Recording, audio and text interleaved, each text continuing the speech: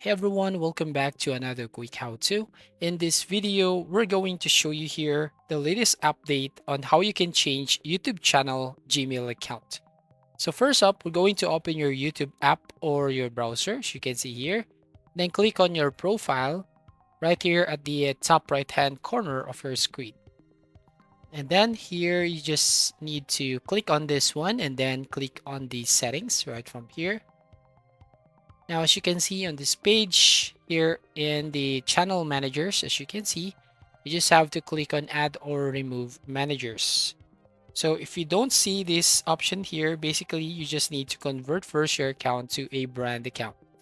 Now, as you can see, if I'm going to click on add or remove managers, here you will find that my account is a brand account. Now, what I'm going to do is click on the manage permissions button. So the blue one right here.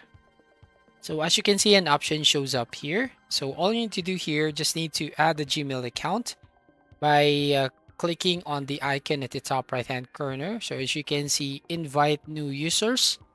So click on this one. And here, as you can see, add the users, allow others to help you manage business info, customer reviews, and YouTube videos.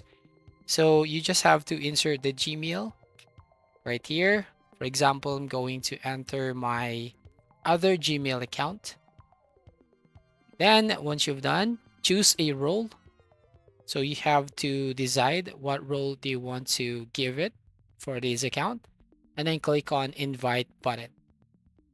Now, once done, as you can see here, it says invited. So we're going to open the Gmail address and accept the invitation.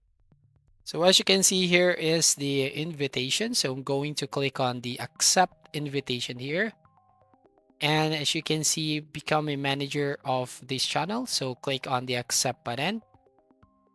So once you click on the accept button, then you'll be automatically added to the manage permissions. So right from here. So all you need to do here is basically just have to refresh the page, or just close this one here. Again, click on the manage permission button.